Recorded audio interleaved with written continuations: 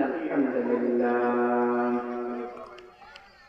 نحمده ونستعينه ونستغفره ونستهديه ونؤمن به ونتوكل عليه ونشكره ولا نكفره ونعوذ بالله من شرور أنفسنا ومن سيئات أعمالنا من يهده الله فلا مضل له ومن يضلله فلا هادي له ونشهد أن لا إله إلا الله وحده لا شريك له ونشهد أن سيدنا وسندنا وحبيبنا وطبيب قلوبنا ومولانا محمدا عبده ورسوله أرسله بالحق بشيرا ونذيرا وداعيا إلى الله بإذنه وسراجا وآمرا وقمرا منيرا أما بعد فقد قال الله تعالى في كلامه المجيد والقرآن القديم أعوذ بالله من الشيطان الرجيم بسم الله الرحمن الرحيم إن الله وملائكته يصلون على النبي يا أيها الذين آمنوا صلوا عليه وسلموا تسليما اللهم صل على سيدنا مولانا محمد وعلى آل سيدنا مولانا محمد بلغ العلا بكماله كشف الدجى بجماله حسنت جميع خصاله صلوا عليه وعليه محمد سيد القولين والثقلين والفريقين من عرب ومن عجم بلغ العلا بكماله كشف الدجى بجماله حسنت جميع خصاله صلوا عليه وعليه الحمد لله সম্মানিত মুসলিম کرام আল্লাহ পাক রব্বুল আলামিন আজকের এই দিন বিশেষ করে পবিত্র মাস রজব মাসের শেষ থেকে আল্লাহ পাক রব্বুল আলামিন আমাদেরকে এই ছোট্ট একটি আয়োজন করার তৌফিক দান করেছেন এবং কি কোরআন ও হাদিসের মজলিস তৈরি করার তৌফিক দান করেছেন সেজন্য শুকরিয়া আদায় করি আলহামদুলিল্লাহ। তার সাথে সাথে লক্ষ্য করে বিরুদ্ধ সালাম প্রেরণ করব মহামানব সৃষ্টিকুলের সেরাজীব রহমতুল লিল আলামিন দয়ার নবী মায়ার নবী নূর নবী আখির জামানার সর্বশেষ পয়গম্বর নূর মুহাম্মদ নবী মুহাম্মদ মুস্তাফা সাল্লাল্লাহু আলাইহি ওয়াসাল্লাম অসংখ্য সালাম প্রেরণ করব ওই সমস্ত সাহাবা کرام তাবিঈন আইন মুজতাহিদিন যারা দ্বীনের জন্য ইসলামের জন্য খিদমত করে দুনিয়া জমিন থেকে বিদায় নিয়েছেন। আল্লাহ পাক রব্বুল আলামিন পৃথিবী সৃষ্টি করেছেন, যেমন ভাবে পৃথিবীটা সৃষ্টি করেছেন ঠিক তেমন ভাবে পৃথিবী আবার ধ্বংস করবে। আল্লাহ পৃথিবী সৃষ্টি করেছেন সর্বপ্রথম আদম হাওয়া দিয়ে, তাদের থেকে গোটা মানব জাতি আস্তে আস্তে এর শেষ হবে, কিয়ামত হবে, মানুষ জান্নাত জাহান্নাম যাবে তার আমলের উপর নির্ভর করে। বান্দা যদি ভালো আমল করে বান্দা জান্নাতে যাবে, যদি খারাপ আমল করে বান্দা জাহান্নামে যাবে। আমি পবিত্র কালামুল শরীফের একটি আয়াতে কারিমা তেলাওয়াত করেছি, ইন্নাল্লাহা ওয়া মালাইকাতাহু ইউসাল্লুনা আলান নবী ইয়া আইয়ুহাল্লাযীনা আমানু সাল্লু আলাইহি ওয়া সাল্লিমু তাসলিমা। আল্লাহ পাক রব্বুল আলামিন বলেন, ইন্নাল্লাহা ওয়া মালাইকাতাহু ইউসাল্লুনা আলান নবী।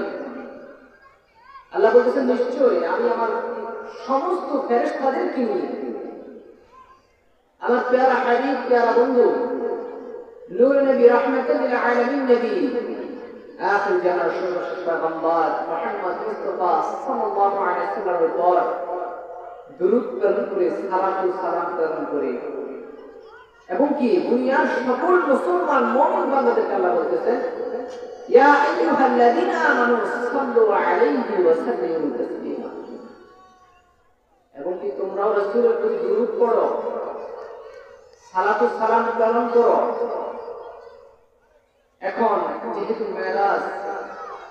মেরাজের মাস, রজব মাস, আমাদের সমাজের মধ্যে কিছু ক্ষেত্রে মেরাজকে কেউ পালন করেছে, কেউ পালন করে নাই। তার কারণ হচ্ছে আলেম। আল্লাহ পাক রব্বুল আলামিন পবিত্র কোরআনের মাধ্যমে আলেমের সম্মান মর্যাদা বৃদ্ধি করেছেন।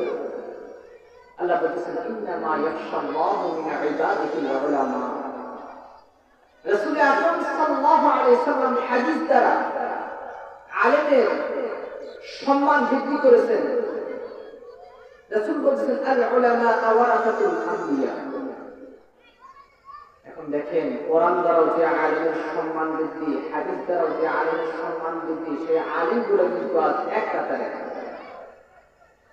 আল্লাহ কোরআনে বলতেছেন, ইন্নামা ইয়াখশাল্লাহু মিন ইবাদিহিল উলামা। আয়াতুল কাসিরে আল্লাহ ইবনে কাসির রাহমাতুল্লাহ আলাইহি কেন কানা ইয়াকালু উলামা সালাসা, তিন প্রকারের আলেম সমাজের মধ্যে পাওয়া যায়। এবার দেখেন, যে আলেমের সম্মান আল্লাহ বৃদ্ধি করেছেন কোরআনের মাধ্যমে, যে আলেমের সম্মান রাসূল বৃদ্ধি করেছেন হাদিসের মাধ্যমে। বড় বড় মুফাসসিরিনে কেরাম বলতেছেন, ওই আলেম তিন ভাগে বিভক্ত, তিন শ্রেণীতে আলেমকে ভাগ করা হলো।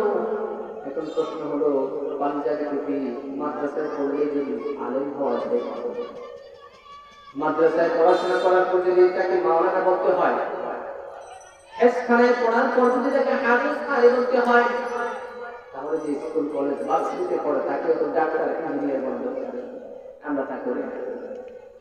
আমাদের কথা হচ্ছে, যার গায়ে পাঞ্জাবি আছে, যার মুখের মধ্যে সুন্দর দাড়ি আছে, যার মাথায় সর্বক্ষণ টুপি থাকে, যার দেহটা মার্জিত পরিপাটি আছে, ইসলামী পোশাক দ্বারা, লেবাস দ্বারা পরিপাটি থাকে, তাকেই আমরা আলেম বলি না। এটা করা যাবে না।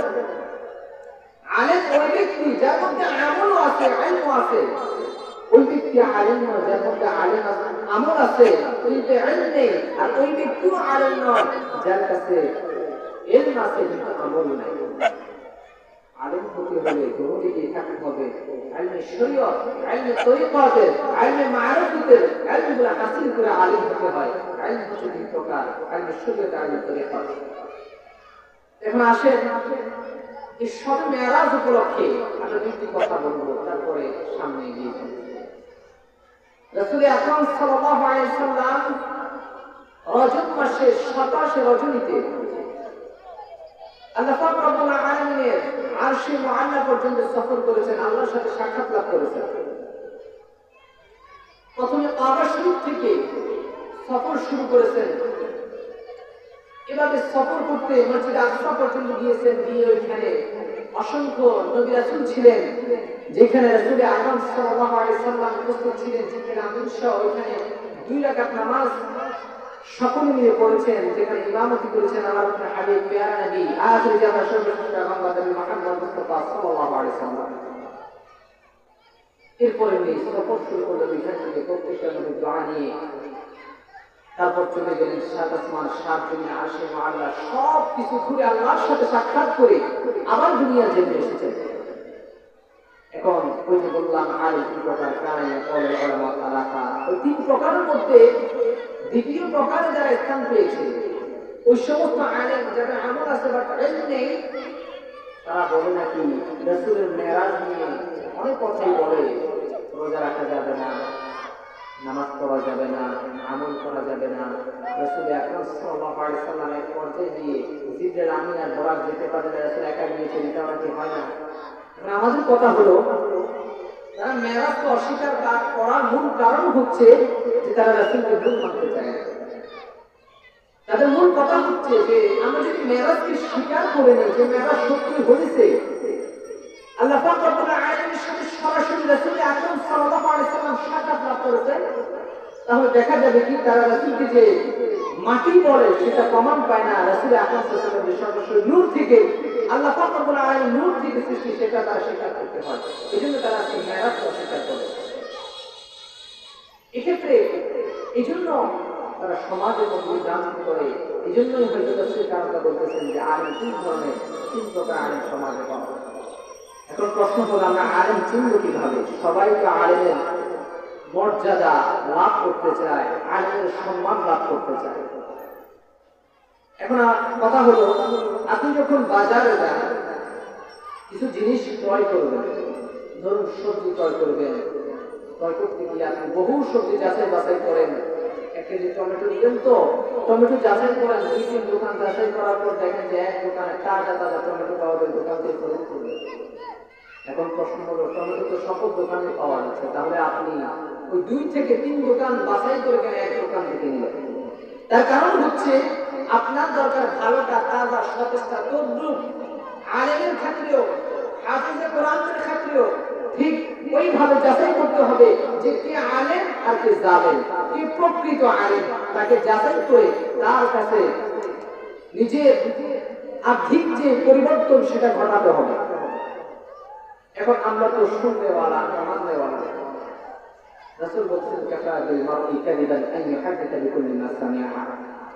কোন ব্যক্তি একটি কথা বললো, হোক সে আলেম আর যেই হোক, একজন আলেম যদি আমাকে এসে বলে বা আপনাকে বলে যে মেরাজ সম্পূর্ণ হারাম, মেরাজটা ভুয়া কথা, এরকম কোন জিনিস হাদিসে নাই, কোরআনে নাই, কোথাও নাই, তা আপনি মেনে নিলেন। আপনি সবার কাছে বলতেছেন মেরাজ তোমরা কেন পালন করো, এটা করা যাবে না। এখন এই যে আপনি শুনে যাচাই না করে আমল করা শুরু করলেন বা আপনি সবার কাছে বলতে লাগলেন, আপনাকে মিথ্যাবাদী হিসেবে হাদিসের ভাষায় বলা হচ্ছে আপনি মিথ্যাবাদী। আপনি যখন একটি কথা শুনবেন আগে যাচাই করতে হবে কথাটা সত্য কিনা, কথাটার মধ্যে কতটুকু বিশ্বাস আছে, কথাটা হাদিস কোরআন মোতাবেক কতটুকু সহিহ, সেটা আপনাকে যাচাই করতে হবে। এই জন্য আপনাকে ইলম অর্জন করতে হবে, কারণ আপনার জন্য ইলম অর্জন করা ফরজ ছিল। কোরআনুল ইলম ফারিদাতুন আলা কুল্লি মুসলিমিন ওয়া মুসলিমা। আপনার জন্য ইলম অর্জন করা ফরজ ছিল। কতটুকু ফরজ? যতটুকু দ্বারা আপনি এই দুনিয়ার জমিনে ফিতনার জামানায় অন্তত গুনাহের কাছ থেকে হেফাজত হয়ে, ফিতনা ফাসাদ থেকে হেফাজত হয়ে নিজেকে অন্তত আল্লাহ ওয়ালা হিসেবে গড়ে তুলতে পারবে, ততটুকু ইলম অর্জন করা আপনার জন্য ফরজ। আবার হাদিসে রাসূল সাল্লাল্লাহু আলাইহি সাল্লাম বলেছেন, ওয়া ওয়াদিউল ইলমি কামুকাল্লিদিল খানাজির মিথলুহা ওয়া যাহাব। সমাজে কিছু ব্যক্তি আছে তাদেরকে ইলম শিক্ষা দেওয়া মানে কুকুরের গলায় মুক্তার মালা কিংবা স্বর্ণের হাত পরানোর সমান। এখন দেখেন হাদিস দ্বারা রাসূল বলতেছেন আল উলামা আওয়ারাতুল আম্বিয়া, সমস্ত নবী রাসূলগণের ওয়ারিস, মূল উত্তরসূরি হচ্ছে উলামায়ে কেরাম।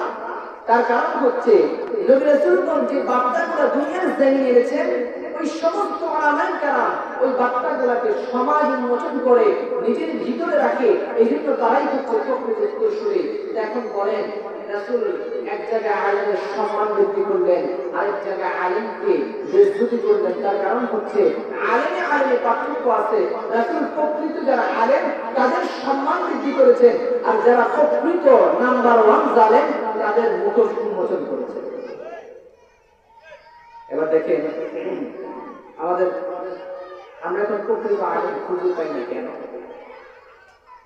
আমরা প্রকৃত আলেম পাইও কেন পাই না? আলেম তৈরির কারখানা একসময় ছিল কম, এখন প্রচুর।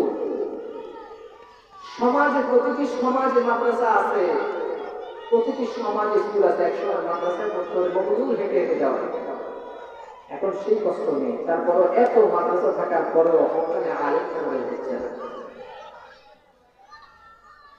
এখন দেখেন আমাদের সমাজটা এখন এমন একটা পর্যায়ে চলে গেছে, এমন একটা সিচুয়েশনে চলে গেছে, আমাদের সন্তানরা সমাজে প্রতিটা ছোট ছোট মাসুম বাচ্চা, যুবক, তারা সমাজে যখন বসবাস করে আস্তে আস্তে যখন বড় হয়, আমি দেখেছি বহু হাফেজে কোরআন, হাফেজ হয়েছে, প্রচুর ইয়াদ, কিন্তু শেষ পর্যায়ে ইয়াদ ছুটে গেছে তার আমলের কারণে, আমলের ঘাটতির কারণে।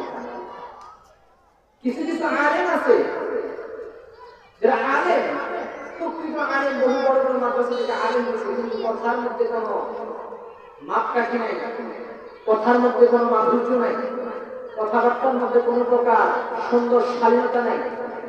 তার কারণ দেখা যায় আমাদের সমাজে গুনাহের হার বেশি বেড়ে গেছে। এখন গুনাহগার তো আমরা সবাই, আপনি গুনাহগার, আমি গুনাহগার, আমরা সবাই গুনাহ করি, কিন্তু কেউ অল্প কেউ বেশি, এই নিয়ে আমাদের মধ্যে আছে। আমরা যে কেউ নিষ্পাপ সেটা আমরা কেউ সরাসরি বলতে পারবো না যে আমি গুনাহ করি না। কুল্লু বানি আদম খাতা, প্রত্যেকটা বনি আদম গুনাহগার। আমি গুনাহ করি, আপনিও গুনাহ করেন, আপনার মাধ্যমে আমার মাধ্যমে একটা ফারাক আছে, একটা পর্দা আছে। আপনি গুনাহ করেন সমাজে কিভাবে? আর এই যে যুবকরা সমাজে খারাপ হচ্ছে, যুবকরা নষ্ট হচ্ছে দিন দিন, তার কিছু কারণ আছে। আমি প্রথমে বলি, আমাদের সমাজটা যদি ঠিক করতে হয়, সমাজ যদি সুন্দরের স্থান নিতে হয়, প্রতিটি যুবককে যদি আমলওয়ালা হিসেবে গড়ে তুলতে হয়, প্রথমে আমাদের মুরব্বীদের আগে ঠিক করতে হবে। তার কারণ হচ্ছে, আমি যদি আপনাকে সংক্ষিপ্ত একটি উদাহরণ দিই, আজকে আমাদের সমাজের বহু যুবকরা যদিও মোটামুটি মসজিদে যায়, ছোট ছোট মাসুম বাচ্চারা এখন মসজিদে যায় না। আমার নাতি আছে, আমি মসজিদে নেই না, আমার ছোট ছেলে আমি মসজিদে নেই না। তার কারণ তারা মসজিদে কি দৌড়াদৌড়ি করে, আমি তামাশা করে, কথাবার্তা বলে, উচ্চ আওয়াজে নামাজে, অনেক সময় আমাদের নামাজে ডাকতে হয়। এই জন্য আমরা মসজিদে নেই না। কারণ মসজিদে নিলে যদি দৌড়াদৌড়ি করে, কিছু কিছু মুরব্বী সমাজে দেখা যায় তারা তাদেরকে ধমক দেয় যে মসজিদ থেকে বের হয়ে যাও। এখন আসেন, ছোট বাচ্চারা কেমন, তারা শৈশব থেকে আস্তে আস্তে শিখবে, ওই শিক্ষাটা তারা বড় হয়ে উপলব্ধি করবে এবং আমলে পরিণত করবে। এখন ছোট বাচ্চারা যখন ছোটকালে, শিশুকালে যখন মসজিদে যায়, মুরব্বীরা যখন তাদেরকে বের করে দেয়, ধমক দেয়, আওয়াজ করলে, হাসি তামাশা করলে, তখন তাদের মনে একটা ভয় সৃষ্টি হয় যে আমরা কেন মসজিদে আসলাম, আমাদেরকে তাড়িয়ে দিচ্ছে, আমাদেরকে নামাজ পড়তে দেয় না, আমাদেরকে মসজিদে ঢুকতে দেয় না। এই যে সিস্টেমটা করতেছেন, তারা এখন আজান শুনে মসজিদে আসে না, তারা মোবাইলের মধ্যে গান দেখে, ভিডিও দেখে, টিকটক দেখে, ইনস্টাগ্রাম দেখে, ফেসবুক দেখে, তারা অশ্লীল ভিডিও দেখে। এই যে দেখতে দেখতে দেখতে তাদের মেমোরিটা আস্তে আস্তে লস হয়ে যায়, তারা আস্তে আস্তে গুনাহের দিকে ধাবিত হয়। একসময় দেখা যায় যে আজকে আমাদের সমাজে স্পিকার বিভিন্ন ডেস্কেট বাজিয়ে গান বাজায়। এই যে এই যুবকগুলাই ওই সময়ের সন্তান, যখন আপনারা তাদেরকে মসজিদ থেকে তাড়িয়ে দিয়েছেন, তাদেরকে মসজিদমুখী হতে দেন নাই, ওই যে মসজিদমুখী হতে দেন নাই, সেই ফল এখন ভোগ করতেছেন। তারা সমাজে উচ্চ আওয়াজে গান বাজায়, বিয়ে হোক, কনসার্ট হোক, এরপরে এই অনুষ্ঠান হোক, যে কোনো অনুষ্ঠান, মুসলমান অনুষ্ঠান পর্যন্ত আজকাল গান বাজায়। বিয়ে একটা হালাল জিনিস। النكاح من سنتي فمن رغب عن سنتي فليس من رسول বলতেছে বিবাহ আমার সুন্নাত, যে আমার সুন্নাতকে ছেড়ে দিবে সে আমার মত নয়। এখন এই সুন্নাত, এই যে একটা আমলের কাজ, ওইটার মধ্যে কাজ আছে। সমাজে বা রাষ্ট্রীয় যে কোনো একটি অনুষ্ঠান বা যে কোনো একটি আয়োজন, যে কোনো একটি দিবস, কোন ক্ষেত্রে গান বাজে, তার কারণ হচ্ছে যে আমরা ছোটকাল তাদেরকে মসজিদ থেকে বের করে দিয়েছি। ছোটকালে মসজিদ থেকে বের করে দেওয়ার মূল কারণে তারা আজকে নামাজ থেকে দূরে, তারা আজকে ওয়াজ মাহফিল থেকে দূরে, তারা আজকে কোরআন তেলাওয়াত থেকে দূরে, তারা সকল কিছু থেকে দূরে। তার কারণ আমরা নিজেরাই। এখন দেখেন, গান বাজনা এমন একটা জিনিস, রাসূল সাল্লাল্লাহু আলাইহি সাল্লাম বলতেছেন, যারা গান শুনে মনে আনন্দ উপভোগ করে, যারা গান শুনে নিজের মধ্যে আনন্দ উপভোগ করে, তারা সরাসরি কাফের, তারা জিন্দিক হয়ে যায়। যারা গানের আসরে পড়ে তারা ফাসিক হয়ে যায়। এত মারাত্মক। রাসূল বলেছেন, ওয়ানহু আলাইহিস সালাতু ওয়াস সালাম আন্নাহু ক্বালা ইয়াসমাহু قوم من هذه الأمة في آخر الزمان قردة وخنازير। রাসূল বলতেছেন, শেষ জামানায় কিয়ামতের আগে দিকে কিছু কিছু ব্যক্তির আবির্ভাব ঘটবে, যাদের চেহারাটা আস্তে আস্তে বিকৃত হয়ে থাকে, তাদের চেহারার সৌন্দর্য চলে যাবে, তাদের চেহারার নুরানি ঝলক চলে যাবে, তাদের চেহারাটা বিকৃত হয়ে যাবে। তো সাহাবায়ে কেরাম আরজ করলেন, ইয়া রাসূলুল্লাহ, ইয়া হাবিবাল্লাহ, قال يا رسول الله ليس يشهدون أن لا إله إلا الله وأن محمد رسول الله। রাসূল বলেছেন, তারা কি, সাহাবায়ে কেরাম আরজ করলেন, ইয়া রাসূলুল্লাহ হাবিবাল্লাহ, তারা কি তাওহীদ ও রিসালাতের সাক্ষী দিবে না? রাসূল আকরাম সাল্লাল্লাহু আলাইহি ওয়াসাল্লাম বলেছেন, قال بلى ويصومون ويحجون ويصلون। তিনি বলেন, হ্যাঁ তারা দিবে, সাক্ষী দিবে। তারা মুসলমান বলে সমাজে দাবি করবে, তারা নামাজও পড়বে, তারা রোজাও রাখবে, তারা হজও পালন করবে, তারা যাকাত দেবে, তারা ফিতরা দিবে, তারা আলেমের সাথে সুন্দর কথা বলবে, কিন্তু তাদের ঈমান থাকবে না। তার প্রধান কারণ হলো এখন গান। সাহাবায়ে কেরাম আরজ করলেন,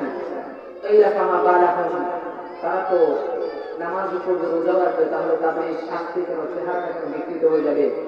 তখন রাসূল বলছেন, রাসূল বলছেন, তারা বাদ্যযন্ত্র ও গায়িকাদের অনুষ্ঠানের পরিচালক হয়ে যাবে।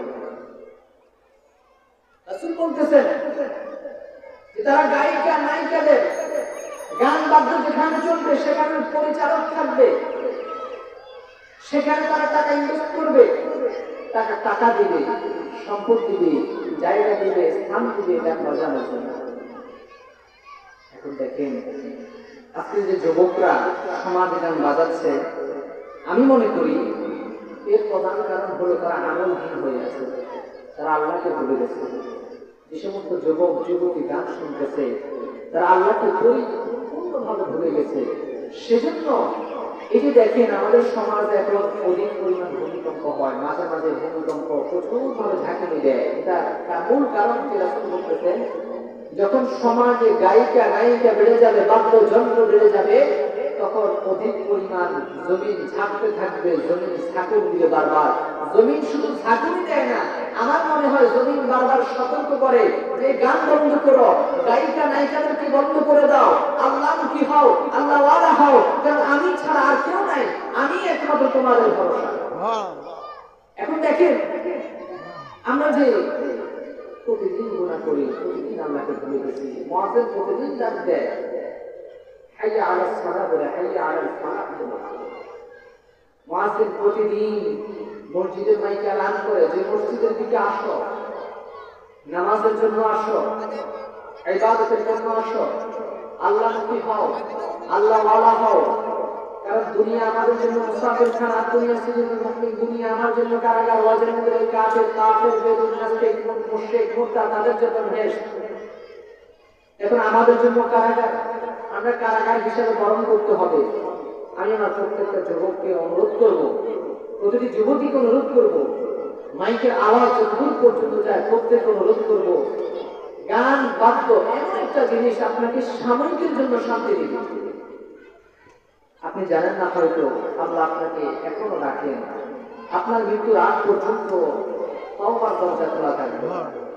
সর্বক্ষণ আল্লাহ আপনাকে ডাকেন যে বান্দা আসো, আমার দিকে আসো, আমি তো তোমার একমাত্র ভরসা, আমি তো তোমাকে দুনিয়ার জমিনে প্রেরণ করেছি আমার ইবাদত করার জন্য। বান্দা তুমি ইবাদত যদি না করো, অন্তত গুনাহের কাজে লিপ্ত হইও না, কারণ আমি তোমাকে বড় মায়া করে বানাইছি, আমি তো তোমাকে জান্নাতে দিতে চাই। আমি আমার জান্নাতের নাম নিয়ে আমার পুরা তোমাদের জন্য বানিয়েছি, এখন তুমি যদি অন্তত আমার প্রতি বিশ্বাস স্থাপন করো, আমার উপর ভরসা রাখো, আমার উপর আস্থা রাখো, গুনাহের কাছ থেকে হেফাজতে থাকো, অন্তত ঈমান নিয়ে যদি কবরে আসতে পারো বান্দা, আমি তোমাকে জান্নাতের নাজনি আমার গঠন করার সুযোগ করে দেব। কিন্তু বান্দা, তুমি তো গুনাহে লিপ্ত আছো, তুমি তো গান বাজনার মধ্যে লিপ্ত আছো। বান্দা, তুমি তো নামাজহীন, সেটা বড় কথা নয়, তুমি তো নামাজহীনতার চাইতে আরো বড় ভয়ঙ্কর কাজে লিপ্ত আছো।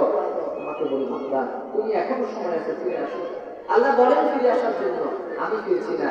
আল্লাহ বলেন আমাকে গান বাজনা ছাড়ার জন্য, আমি ছাড়ছি না। দেখেন, সময় এমন একদিন আসবে, আপনি চিন্তা করেন তো, আমরা সবাই ইন্টারনেট ব্যবহার করি। আপনি একদিন দুনিয়ার জমিন ছেড়ে চলে যাবেন, কিন্তু ফেসবুকে পোস্ট করা আপনার ওই গানের লাইনটা থেকে যাবে। আপনি হয়তো একদিন দুনিয়ার জমিন ছেড়ে চলে যাবেন, কিন্তু আপনি যে ফেসবুকে একটা নর্তকী নাচ শেয়ার দিলেন, সেটা থেকে যাবে। আপনি হয়তো দুনিয়ার জমিন ছেড়ে চলে যাবেন, কিন্তু আপনি যে একটা গানের রিংটোন স্ট্যাটাস দিয়েছেন মনের আবেগ প্রমাণ করার জন্য, সেটা থেকে যাবে। আপনি দুনিয়ার জমিন ছেড়ে চলে যাবেন, আপনি যে আপনার একটা ছবি তুলে ভাইরাল হওয়ার জন্য টিকটকে আপলোড করবেন, সেটা থেকে যাবে। মরামাত তোমাকে বলি, দুনিয়ার জমিন এমন একটা জিনিস, তুমি মনে করো পর্দা কোনো কিছু নয়, তুমি মনে করো সামান্য গান শুনলে কিছু হবে না, তুমি মনে করো দুনিয়া আমি বহুদিন আছি, একটু বয়স যা যুবক বয়সটা পার করে আজ একটু বৃদ্ধ হই, তখন আমল করবো না। দেখো, তোমার চাইতে ছোট ছোট মেয়েরা দুনিয়ার জমিন থেকে বিয়ে নিয়েছেন, তোমার চাইতে ছোট ছোট ঘটনা দুনিয়ার জমিন থেকে বিয়ে নিয়েছেন, তোমার চাইতে ছোট ছোট যুবকরা দুনিয়ার জমিন থেকে বিয়ে নিয়েছেন। তারা কি নিয়ে গেছে দুনিয়া থেকে? আমরা তো সবসময় দেখি, মানুষ যখন একটু বরণ করে তাকে সাদা কাপড় মুড়িয়ে দেওয়া হয়। আপনি কি কখনো দেখেছেন যে তাকে 10 টাকা অন্তত 10 টাকা কম ভোগে তার কাপড়ের নিচে ঢুকিয়ে দেওয়া হয়েছে, বা একটা সোনার অলঙ্কার ঢুকিয়ে দেওয়া হয়েছে? বান্দা কিছু নিতে পারবে না, একমাত্র যেটা নিবে সেটা হচ্ছে আমল। বান্দা দুনিয়ার জন্য যে আমলটা করবে সেটাই নিয়ে যাবে। যেটা বলি, এমন কিছু তোকে শেয়ার দেবে না যেটা তোর মৃত্যুর পর জারি থাকবে, এমন কিছু শেয়ার দিবে না যেটা তোমার মৃত্যুর পরেও আমল নামার মধ্যে লিপিবদ্ধ গুনাহ হবে। এমন কাজ করে যাও দুনিয়ার জমিনে, যে কাজের দ্বারা অন্তত তোমার মৃত্যুর পরেও একটা কি হলো দৈনিক যাতে কবরে পৌঁছায়, এমন কাজ দুনিয়ার জমিনে করে যাও। এবং আমাদের সমাজকে যদি আমরা সংশোধন করতে হয়, আমাদের সমাজকে যদি আমরা শৃঙ্খলার মধ্যে আবদ্ধ করতে হয়, তাহলে প্রথম যে কাজটা আমাদেরকে করতে হবে সেটা হচ্ছে ছোটদেরকে আগে মসজিদে ঢুকাতে হবে। তাদেরকে প্রতি 5 ওয়াক্ত নামাজে আনতে হবে, প্রতি 5 ওয়াক্ত নামাজ পড়তে হবে, তাদেরকে ঘর থেকে নিয়ে যেতে হবে, তাদের হাতে মোবাইল কম দিতে হবে। ছোট বাচ্চাদের হাতে আমরা এখন মোবাইল দিই, এটা করা যাবে না। এটা করবেন তো আগামী প্রজন্ম যেটা অধিক খারাপ হয়ে যাবে। অনেক মা বাবা অনেক সময় বলে, হুজুর কি করবো, সন্তান তো আর কথা শোনে না, সন্তান বার্তা শুনতে চায় না, ডাকতে ডাক শুনতে চায় না, সন্তান গুনাহ করে অন্যায় করে বাধা দিয়ে মানতে চায় না, মোবাইল টিপে খারাপ ভিডিও দেখে বাধা দিয়ে মানতে চায় না, নিজের টাকায় মোবাইল কিনে পড়ালেখা করে না। এর মূল কারণ হচ্ছে, দেখে শিক্ষাটা 3 ভাগে বিভক্ত। প্রথম যে শিক্ষাটা, সে শিক্ষাটা দিবে পিতামাতা। পিতামাতা যদি শিক্ষা দিতে ব্যর্থ হয়, তখন সন্তান খারাপ পথের দিকে গেল। এরপরে পিতামাতার শিক্ষা শেষ করে সন্তান আসবে সমাজে, সমাজ যখন তাকে খারাপ শিক্ষাটা দিবে, এটাতে সে তার জীবন ব্যর্থ, তখন সে যাবে মাদ্রাসা, স্কুল, কলেজ, ভার্সিটিতে। ওইখানে যে শিক্ষাটা, সেই শিক্ষাটা যদি পরিপূর্ণ পেতে হয়, তাহলে প্রথমের যে 2টা শিক্ষা, পিতামাতা এবং এলাকাবাসী, তাদের শিক্ষা যদি সঠিক থাকে, তাহলে ওস্তাদের শিক্ষাটা সঠিক থাকবে। আর যদি পিতামাতার শিক্ষার মধ্যে ভেজাল থাকে, তাহলে ওস্তাদের শিক্ষা যতই দিক। একটা কথা বাংলায় একটা প্রবাদ আছে যে, সন্তান যদি বেআদব হয় মানুষ করা যায়, কিন্তু গার্জিয়ান পিতামাতা যদি বেআদব হয়, সন্তান কোনোদিন মানুষ হয় না। এর কারণ হচ্ছে, আমরা এখন মাদ্রাসায় দিই, যদি একটা বাড়ি কম্পোজ ওস্তাদ দেয়, সাথে সাথে হাজির, কেন আনবে? আপনি দেখেন তো, আজকে 90টা সন্তান খারাপ হয়ে যাচ্ছে। কেন? আপনি তো কখনো ভাবেন নাই যে আমরা হয়তো চলে যাচ্ছি, আমাদের জীবন হয়তো সুন্দরভাবে কাটছে, কিন্তু আমার আগামী প্রজন্মটা কিভাবে কাটবে? আমরা যে রেখে যাচ্ছি আমাদের সন্তান, নাতি নাতনি, আওলাদ, বংশধর, তাদের সময়টা কিভাবে কাটবে, তাদের সময়টা যে কাটবে কিভাবে কাটবে সেই ক্যাপাসিটি আমার কাছে জানা নাই, সেই ধারণাটা আমার নাই। আমি সেই শৃঙ্খলাটাও বজায় রাখতে চাই না। আমার কথা হচ্ছে আমি আছি, আমি চলে যাবো, আমার কাছে আপনাকে দায়িত্বের জন্য জিজ্ঞাসা করা হবে। কিয়ামতের মাঠে সন্তানকে যখন জিজ্ঞাসা করা হবে যে তুমি নামাজ কেন পড়ো না, তখন বলবে আমার বাবা আমাকে শিক্ষা দেয়। যখন বলবে তুমি কেন রোজা রাখো না, তখন বলবে আমার পিতা আমাকে শিক্ষা দেয়নি। তুমি কেন গান বাদ্য শুনেছ, তখন বলবে আমার পিতা মাতা আমাকে কখনো বাধা দেয়নি। আমি ছোট থেকে গান, মোবাইলের মাধ্যমে গান শুনেছি। আমার যখন কান্না চেত, আমি প্রচুর কান্না করতাম, তখন আমার মা আমাকে মোবাইল দিত, তার মা কান্না যেন কাজ করতে পারত। এই যে মোবাইল দেওয়াটা আস্তে আস্তে সন্তানের ব্রেনকে আঘাত করে।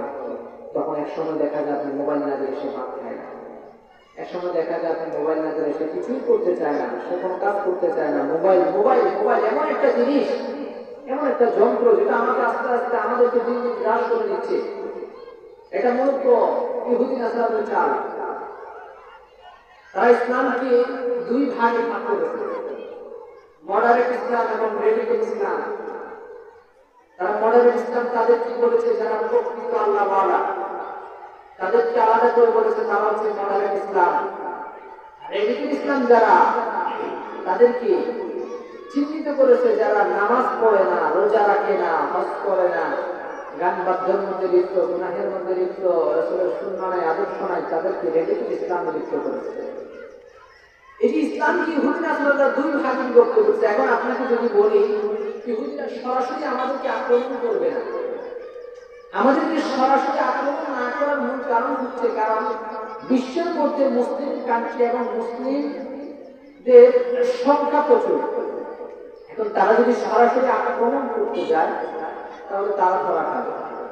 সেজন্য তারা আস্তে আস্তে আস্তে আস্তে কাজ চালিয়ে যাচ্ছে, একটার পর একটা একটার পর একটা। এক সময় দেখবেন এমন একটা পর্যায়ে যাবেন যে আপনি যে কথা বলবেন সেই সুযোগ থাকবে। আপনি যে তাদেরকে আওয়াজ করবেন যে তোমরা কেন এই কাজ করতেছো, কেন আমাদের কাজে বাধা দিচ্ছ, তখন আপনার সেই সুযোগ থাকবে। আজকে তো আমরা পরিপূর্ণ ভুলে গেছি আল্লাহ এখানে আছে। আমরা অধিক পরিমাণে ভুলে যাই যে রাসূল আমাদের জন্য কত কিছু করেছে। রাসূল দুনিয়ার জমিনে নিজের রক্ত মোবারক ঝরিয়েছেন, নিজের সুখ ত্যাগ করেছেন, সর্বক্ষণ উম্মতের জন্য কান্না করেছেন। রব্বি হাবলি উম্মতি বলি এখনো মদিনাতুল মুনাওয়ারার মধ্যে রাসূল আকরাম সাল্লাল্লাহু আলাইহি ওয়াসাল্লাম ক্রন্দন করতেছেন। এই যে কান্না কার জন্য? আপনার জন্য, আমার জন্য ছিল, কিন্তু আমি আপনি বুঝি না। আমি আপনি গুনাহের কল্পনা করতেছি, আজকে কি করে যাব, আগামীকাল থেকে নামাজ পড়বো, আগামীকাল থেকে নামাজ পড়বো। আমার ভাই আমার, আগামীকাল আগামীকাল বলতে বলতে আগামীকাল আর কোনোদিন আসবে না। একদিন তোমার ডাক পড়ে যাবে, কুল্লু নাফসিন যায়কাতুল মাউত সুম্মা ইলাইনা তুরজাউন। একদিন তোমার ডাক পড়ে যাবে, একদিন তোমাকেই দুনিয়ার জমিন থেকে চলে যেতে হবে। তাই যতক্ষণ এখনো সময় আছে, এখনো আল্লাহর দিকে ফেরার সময় আছে, এখন মসজিদে আযান হয়, এখন মুয়াজ্জিনে ডাক দেয়, এখন মসজিদে ইমামরা আলোচনা করে জুমার দিন, এখনো ওয়াজ মাহফিল হয়, এখনো সময় আছে ফিরে আসার। আসুন আজ থেকে আমরা একমত হব, আল্লাহওয়ালা হব। আজ থেকে আমরা এতটুকু প্রতিজ্ঞা করবো, আমরা তো মনে করি আল্লাহওয়ালা শুধু বড় বড় ব্যক্তিরা হতে পারে, হুজুররা হতে পারে, আমরা তো ওলি হতে পারবো না। ওলি হতে হলে আমলের যেমন প্রয়োজন হয়, তখন আইনেরও প্রয়োজন হয়। আইন অর্জনের জন্য আপনি পীরকে অনুসরণ করবেন, উলামায়ে কেরামকে অনুসরণ করবেন।